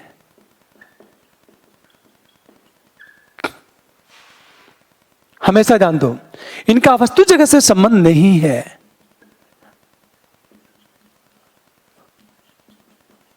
जगत से जैसे 2 + 2 = 4, यह अनिवार्य सत्य है, परंतु इसका वस्तु जगत से संबंध होते ही इसकी अनिवार्यता खंडित हो जाती है। वस्तु जगत से संबंध होते ही इसकी अनिवार्यता खंडित हो जाती है, क्योंकि 2 बूंद + 2 बूंद = 1 बूंद। अनिवार्यता खंडित हो गई। 2 शेर + 2 बकरी, 24 घंटे बाद आओगे तो केवल 2 शेर बचेंगे, बकरियां क्या हो जाएंगी? गायब हो जाएंगी। ये है। एयर क्या कहता है? अनुभववाद के साथ गणित की अनिवार्यता को बचाए रखने के लिए अनिवार्य प्रतिज्ञप्तियों के भाषाई सिद्धांत का प्रतिपादन किया। एयर ह्यूम की बात करने के बाद हम एयर की बात करेंगे। और एयर ने क्या कहा? एयर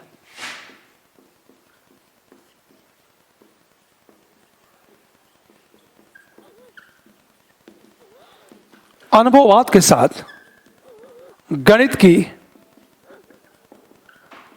अनिवार्यता को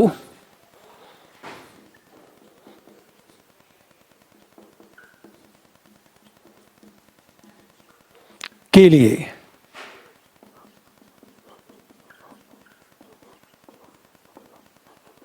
अनिवार्य प्रतिज्ञप्तियों के भाषाई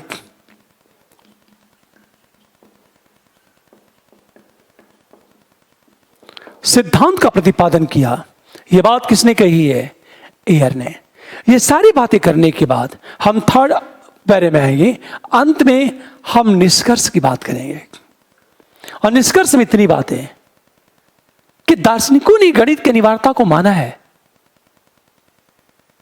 किंतु अधिकांश दार्शनिक उसे अमूर्त प्रत्ययों का खेल मानते हैं। Answer close.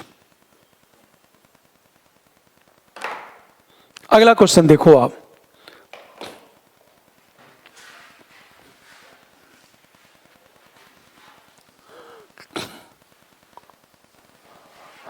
अगला क्वेश्चन देखो आप।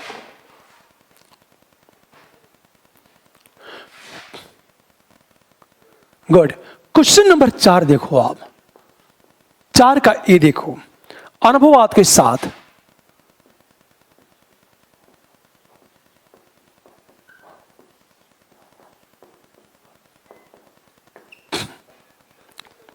अनात्मवादी सुसंगत है।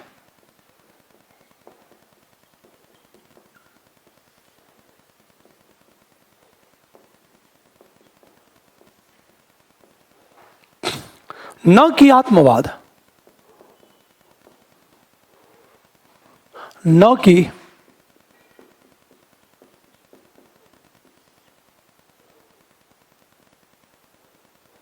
क्या आप इससे सहमत हैं?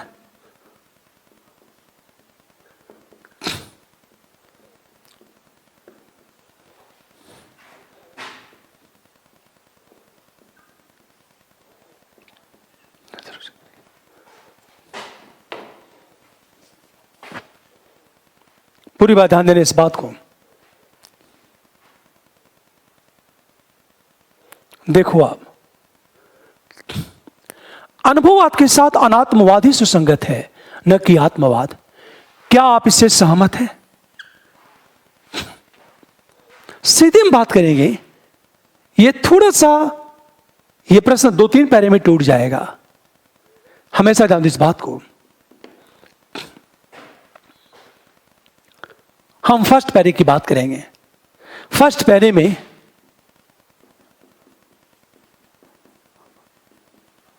अनात्मवाद का अर्थ बताएंगे। हम सेकेंड पैरे में ह्यूम की बात करेंगे। ह्यूम ने क्या कहा? अनुभववाद के साथ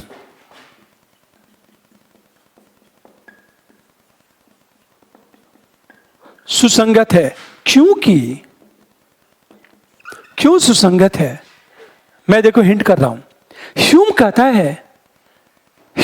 है कि आत्मा की संवेदना प्राप्त नहीं होती, और जिसकी संवेदना प्राप्त होगी उसी की सत्ता स्वीकार की जा सकती है। इसलिए ह्यूम ने यह कहा कि जब मैं अपनी आत्मा को जानने के लिए अंदर प्रवेश करता हूं, किसी न किसी संवेदना से टकराकर वापस चला आता हूं। ह्यूम ने यह कहा। दूसरी तरफ संवेदनों के आधार के रूप में भी आत्मा को स्वीकार करने की आवश्यकता नहीं है। तीसरी बात देखो क्या कहा उसने। हमेशा ध्यान दो इस बात को कि ये संवेदनाएं निरंतर आ रही हैं, तीव्र गति से प्रवाहित हो रही हैं। तीव्र गति से प्रवाहित होने के कारण उनमें एक रूपता स्थापित हो जाती है और निरंतरता हमेशा। इसका कारण क्या है? यह स्थापित स्मृति, और स्मृति का कारण क्या है? विज्ञानों का साहचर्य। इसे 3 बात उसने कहा ह्यूम ने। पहली चीज कि अनुभव से जिसकी संवेदना प्राप्त होगी केवल उसकी सत्ता मानी जा सकती है। उसने ये कहा आत्मा की संवेदना प्राप्त नहीं होती, इस आत्मा की सत्ता स्वीकार नहीं की जा सकती। इसे ह्यूम ने कहा जब मैं अपनी आत्मा को जानने के लिए अंदर प्रवेश करता हूं, किसी न किसी संवेदना से टकराकर वापस चला आता हूं। हमेशा ध्यान दो इस बात को। पहली चीज। हम दूसरी चीज करेंगे, लॉग। अनुभववादी होते हुए भी आत्मा की सत्ता माना। लॉक ने क्यों माना? हमेशा ध्यान दो, क्योंकि मन में प्रत्यय उत्पन्न होते हैं। हमेशा ध्यान दो, लॉक ने क्या कहा कि यदि मन न हो, आत्मा न हो, तो प्रत्यय उत्पन्न कहां होंगे? और चेतना नामक गुण के आधार पर उसने आत्मा की सत्ता स्वीकार कर ली। इसलिए लॉक ने कहा कि ज्ञान का स्रोत अनुभव है, लेकिन आत्मा की सत्ता है। चेतना नामक गुण के आधार पर, चेतना नामक गुण के आधार पर लॉक ने आत्मा की सत्ता स्वीकार कर ली। किंतु बर्कली जब आता है तो बर्कली क्या करता है? अनुभवकर्ता के रूप में आत्मा की सत्ता स्वीकार करनी होगी, क्योंकि अनुभवकर्ता तो आत्मा है। इसलिए बर्कली ने यह कहा अनुभवकर्ता आत्मा और उसके प्रत्ययों के अलावा किसी की सत्ता नहीं है। बर्कली ने अन्य आत्माओं की सत्ता मानी और ईश्वर को भी आत्मस्वरूप माना। आप सोचो, आप तो जगत के स्थायित्व को बचाए रखने के लिए उसने परमात्मा को मान लिया बर्कले ने। तो ह्यूम ने अनुभववाद के साथ कहता है अनात्मवाद सुसंगत है, लेकिन लॉक और बर्कले दोनों आत्मा को मान लेते हैं। ये मेरा सेकेंड पैरे में आएगा। किंतु क्या आप इससे सहमत हैं? देखो आप, क्या आप इससे सहमत हैं? हम निष्कर्ष की जब बात करेंगे, तुम सीधे कहेंगे वस्तुतः अनुभव के साथ हमेशा बेशक आत्मा का अनुभव नहीं होता, पर आत्मा के बिना भी अनुभव नहीं हो सकता। निष्कर्ष, बेशक आत्मा का अनुभव नहीं होता है, किंतु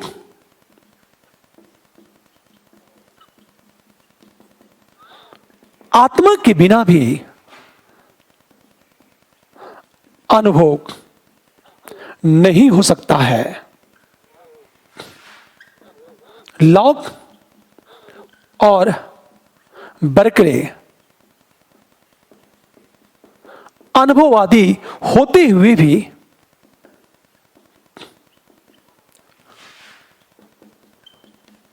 आत्मा को मानते हैं, किंतु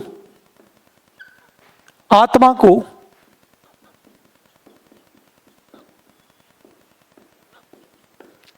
अनुभव का विषय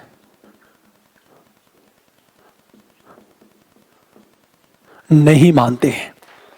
निष्कर्ष, बेशक आत्मा का अनुभव नहीं होता है।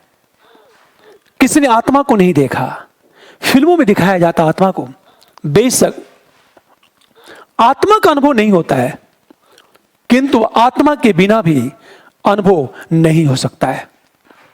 लॉक और बर्कले अनुभववादी होते हुए भी आत्मा को मानते हैं, किंतु आत्मा को अनुभव का विषय नहीं मानते हैं। अब देखो, ह्यूम की जब बात करेंगे हम लोग, ह्यूम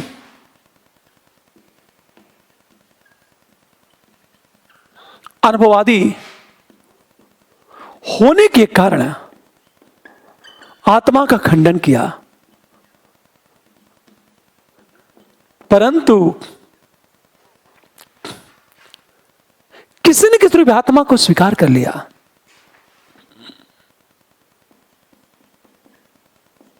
किसी न किसी रूप में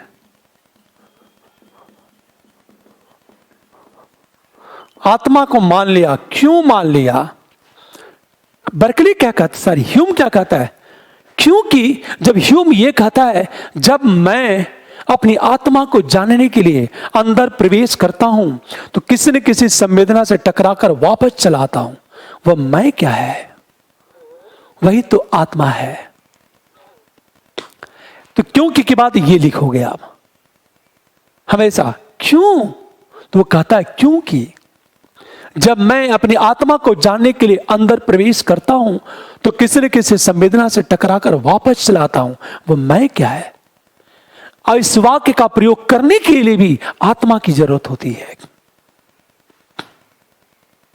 ये सारी बातें करने के बाद मेरा आंसर क्लोज हो जाएगा।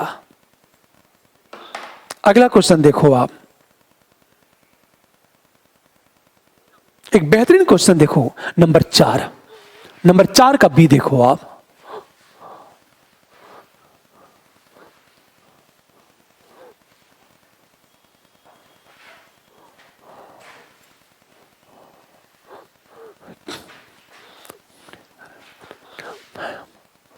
नंबर 4 का बी देखो आप।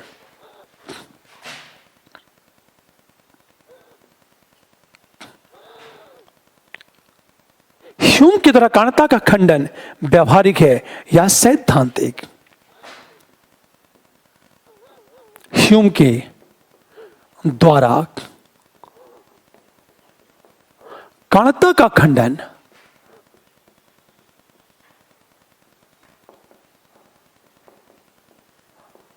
व्यवहारिक है या सैद्धांतिक?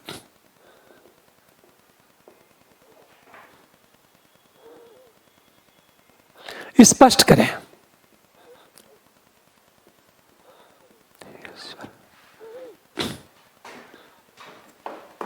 इस प्रश्न को देखो आप,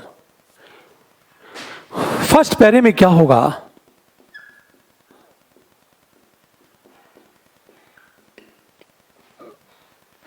कारणता का अर्थ बताओगे?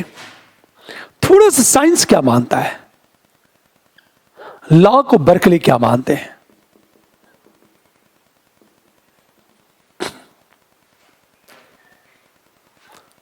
हमेशा ध्यान दो, साइंस क्या मानता है, लॉ का बर्कली क्या मानते हैं? कारणता का अर्थ है कि प्रत्येक कार्य का कारण होता है। साइंस भी कारणता को मानता है, लॉ ने भी कारणता को गुण माना, और बर्कली ने क्या कहा कि जगत का कारण ईश्वर है। ये बात हमेशा ध्यान दो इस बात को। तो साइंस ने क्या माना? कारणता की अनिवार्यता को माना। लॉक ने क्या कहा?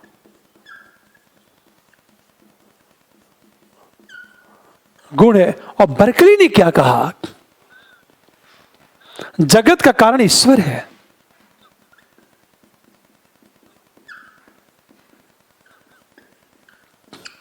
साइंस, लॉक, बर्कली, ये सब के सब कारणता को मानते हैं,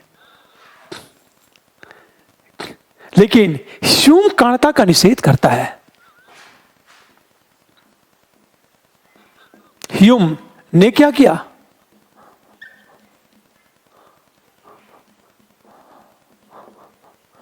कारणता का खंडन किया। क्योंकि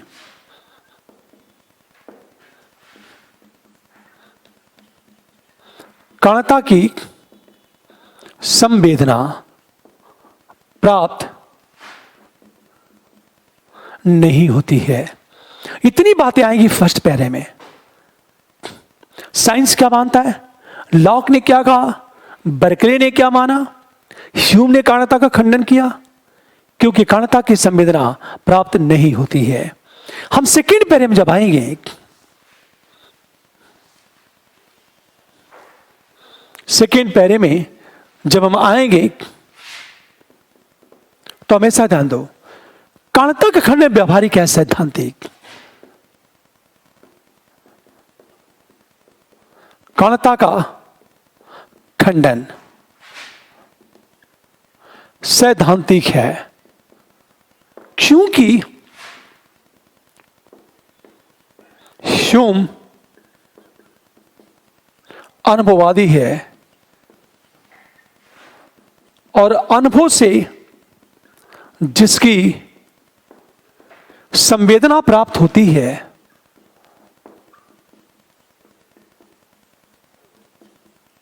उसी की सत्ता स्वीकार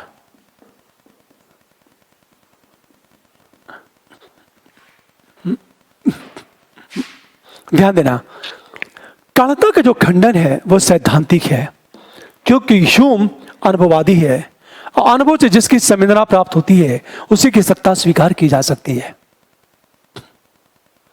हमेशा ध्यान दो, कारणता की संवेदना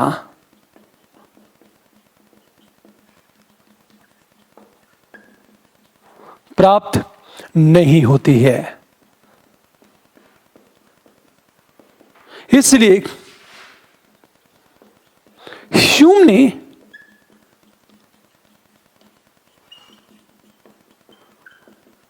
कारणता की अनिवार्यता का खंडन किया। पूरी बात ध्यान देना इस बात को। फर्स्ट पैरे सेकंड पैरे में आएंगे, कारणता का खंडन सैद्धांतिक है, क्योंकि ह्यूम अनुभववादी है, अनुभव से जिसकी संवेदना प्राप्त होती है उसी की सत्ता स्वीकार की जा सकती है। कारणता की संवेदना प्राप्त नहीं होती है, इसे ह्यूम ने कारणता की अनिवार्यता का खंडन कर दिया। और क्या तर्क दिया? जब खंडन किया, जैसे नंबर ए, मैं थोड़ा सा हिंट कर रहा हूं, हमेशा कारणता की संवेदना प्राप्त नहीं होती, ना तो उसे अनुभव से सिद्ध किया जा सकता और ना तो तर्क बुद्धि से।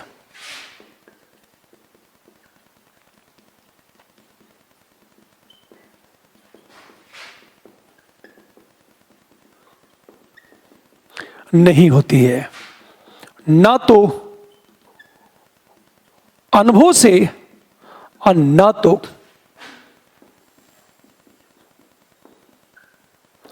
तर्क बुद्धि से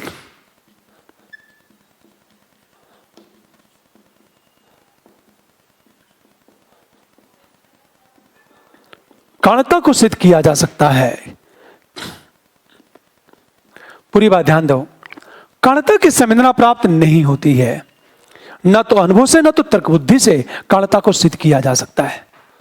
नंबर बी, हमेशा ध्यान दो इस बात को, कारणता को क्या होता है, गुण नहीं माना जा सकता। हमेशा ध्यान इस बात को, जो लोग कारणता को मानते हैं वह यह नहीं बता सकते कि कारणता की प्राप्ति किस इंद्रिय से होती है। जो लोग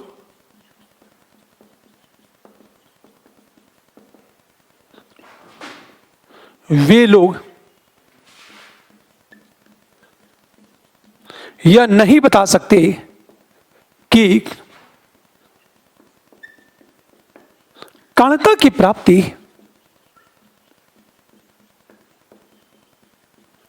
किस इंद्रिय से होती है। यदि आंख से होती है तो रूप होना चाहिए, कान से होता है तो शब्द होना चाहिए, नाक से होता है तो गंध होना चाहिए, पर कोई ये नहीं कहता कि कारणता रूप, गंध या शब्द है। नंबर सी की बात करें, हमेशा कारण और कार्य में समीपता से कारणता की अनिवार्यता सिद्ध नहीं होती है। ठीक उसी तरह जैसे पति पत्नी से यह सिद्ध नहीं होता है कि सभी पुरुष विवाहित हैं। हमेशा नंबर सी, कारण और कार्य में समीपता से कारणता की अनिवार्यता सिद्ध नहीं होती। ठीक उसी तरह जैसे पति पत्नी से सिद्ध नहीं होता है कि सभी पुरुष विवाहित हैं। ये 3 पॉइंट चलेगा। नंबर ए, नंबर बी और सी की बात करें।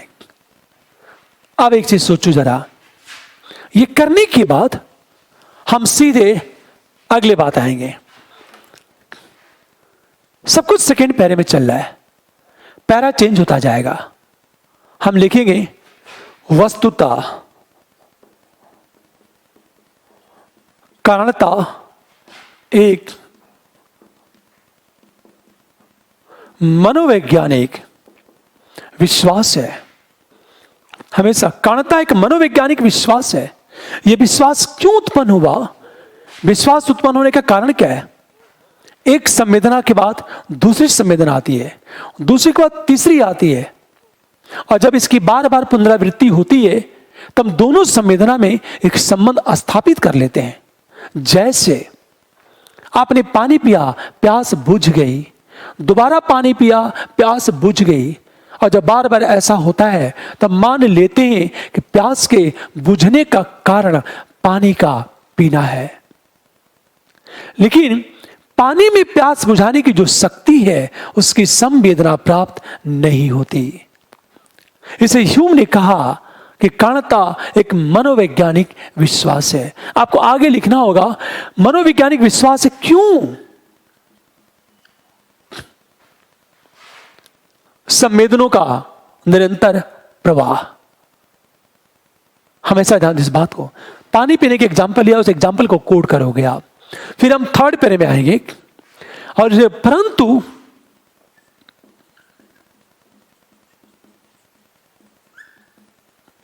व्यवहारिक दृष्टि से ह्यूम ने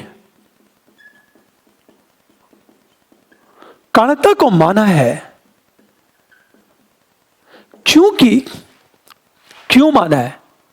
ह्यूम ये कहता है कि मैं यह नहीं कहता कि कोई कार्य अकारण होता है, मैं यह कहता हूं कि कारणता की सिद्धि न तो बुद्धि से हो सकती है, न तो तर्क से हो सकता है, न तो अनुभव से हो सकता है। हमेशा यह आएगा मेरा थर्ड पैरे में। सैद्धांतिक रूप से कारणता का खंडन कर दिया, परंतु व्यवहारिक दृष्टि से ह्यूम ने कारणता को माना है। क्यों माना है? क्योंकि ह्यूम कहता है, मैं यह नहीं कहता कि कोई कार्य अकारण होता है, बल्कि मैं यह कहता हूं कि कारणता की सिद्धि न तो अनुभव से हो सकती है, न तो बुद्धि से हो सकती है। ये प्रश्न, शेष प्रश्नों की बात हम लोग अगले क्लास में करेंगे। Thank you.